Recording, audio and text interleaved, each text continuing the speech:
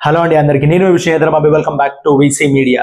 Big Boss season 8 నిన్న జరిగిన ప్రోగ్రాంలో ఏం జరిగింది, అఖిల్ అండ్ తర్వాత హారిక మన బిగ్ బాస్ హౌస్లోకి ఎంటర్ అవ్వడం జరిగింది.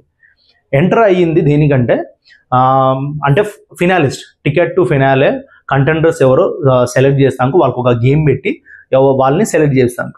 సో అట్లా లోపలికి వచ్చిన తర్వాత ఫస్ట్ అఖిల్ ఒక ఇన్సిడెంట్ జరిగింది ఏంటంటే విష్ణుప్రియకు ఒక సజెషన్ ఇవ్వడం జరిగింది.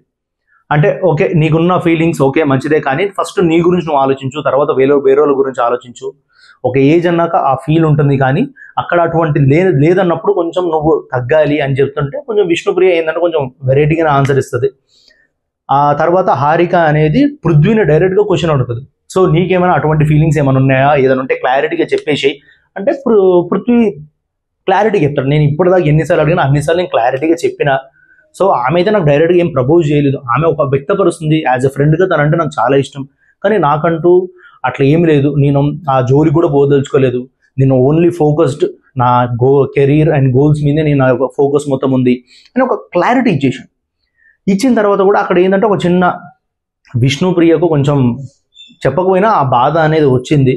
ఎందుకంటే కానీ యాజ్ ఏ అఖిల్ వచ్చి ఒక సజెషన్ ఇవ్వడం అనేది చాలా మంచిదే, ఎందుకంటే బయట అనేది చాలా రాంగ్గా పోర్ట్రే అవుతుంది.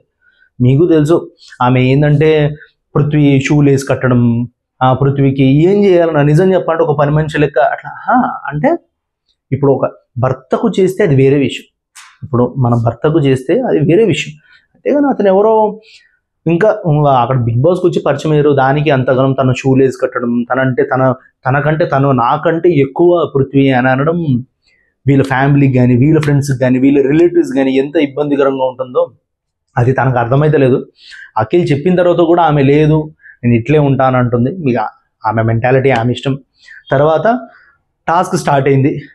ఫస్ట్ ఫినాలిస్ట్కి టాస్క్ జరిగినప్పుడు ఒక గేమ్ పెట్టడం జరిగింది. సో ఏంటంటే బ్యాలెన్సింగ్ టాస్క్, అంటే మామూలుగా బాక్సెస్ అన్ని బ్యాలెన్సింగ్ చేయాలి. బ్యాలెన్సింగ్ పెట్టినప్పుడు రోహిణి చాలా బాగా ఆడుతుంది. రోహిణిది బాగా ఆడినా కూడా అటు గౌతమ్ కూడా నిజంగా చాలా బాగా ఆడాడు.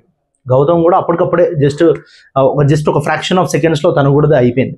తర్వాత ఇంకొక బ్యాలెన్స్ది పెట్టారు, మామూలుగా తూకంది బ్యాలెన్స్ పెట్టినప్పుడు అక్కడ ఫస్ట్ అయిపోయింది గౌతమ్దే, కానీ గౌతమ్ అనేది బెల్లు కొట్టలే. ఫస్ట్ రోహిణి బెల్లు కొట్టింది కాబట్టి సెకండ్ టాస్క్ కూడా తను గెలిచి తను ఫస్ట్ ఫినాలిస్ట్గా అయ్యింది.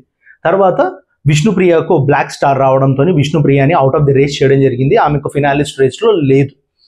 సో ఇట్లా నిన్న జరిగింది. సో ఇది ఈరోజు వీడియో. మీ అందరికి నచ్చుతున్నా. మీ అందరికీ వీడియో నచ్చినట్లయితే please like, subscribe and share చేయండి అండ్ మాకు వీడియోని సపోర్ట్ చేయండి. Thank you.